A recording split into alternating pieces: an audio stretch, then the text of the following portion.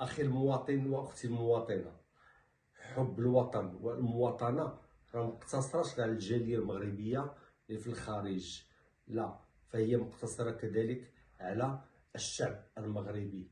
أي واحد كيدخل التيك توك وعنده حساب في التيك توك راه من المفروض عليه أنه يطلع ويبدي بالرأي ديالو، ويدافع عن أرض الوطن ديالو، ويدافع عن القضية الوطنية ديالو، لأننا نحن في حرب. كيف ما كندخلوا وكنشوفوا في المواقع الجزائريه اللي كيصيفطوا لنا ميساجات وكيهدونا وكيسبونا وكيعيرونا، كنلقاو بانهم فاتحين كونطات صغار. الوغ من الواجب عليكم حتى نتوما انكم تنوضوا وتبداو بالراي ديالكم وتدافعوا. ولكن للاسف اننا كنتاثروا حنا كمغاربه او جاليه مغربيه عايشه في الخارج، اللي كندافعوا على الارض ديالنا وكندافعوا على الوطن ديالنا باش الصوت ديالنا يوصل للعالميه.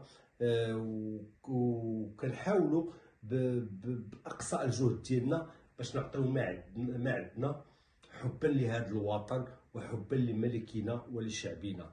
ولكن للاسف كنلقاو امثال هاد الناس اللي عندهم حسابات كثيره، بحال هاد بدر راعي الغنم، وبهاد السيده اللي سميتها شيماء. انا والله ما كنعرفهم حيت ما كيوصلوناش هنايا في لادريس اي بي ديالنا المواقع ديالهم، ولكن الناس كيصيفطوا لينا وكيتاثروا. وانا كان الواجب ديالي انني نوصل هذه الرساله. هذه السيده هذه الا شفتوها ان اغلبيه المغاربه دابا كلهم كيتاثروا. هذه السيده هذه اللي ساعدوها المغاربه وساندوها سميتها شيماء، وانا شخصيا ما كنعرفهاش. سمعوا معايا الفيديو وسمعوا بان هذه السيده هذه عمرها طلعت بشي اغنيه مغربيه كتفتخر بها. دائما كتطلع بالاغاني الجزائريه، ودائما كتطلع في اللايفات كيف قالوا لي الناس، ماشي واحد ولا جوج ولا ثلاثه ولا اربعه ولا خمسه، العشرات تيقولوا لي بان السيده دائما كتطلع في اللايفات وكتقول اخي الجزائري، خواتي الجزائريين من اجل ورده. سمعوا هذه السيده هذه شنو كتقول ومن بعد غادي نجاوبها. سمعوا.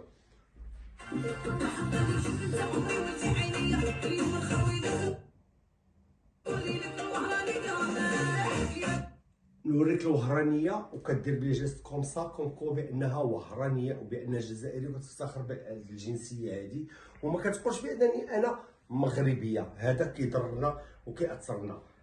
فما بالك بواحد سميتو مهدي المنياوي اللي في الديار البلجيكيه، اللي كيتنازل على الكرسي ديالو في الحزب ديالو، وكان من المترشحين بان ياخذ الرئاسه من اجل الدفاع عن ارض الوطن وعن الصحراء المغربيه.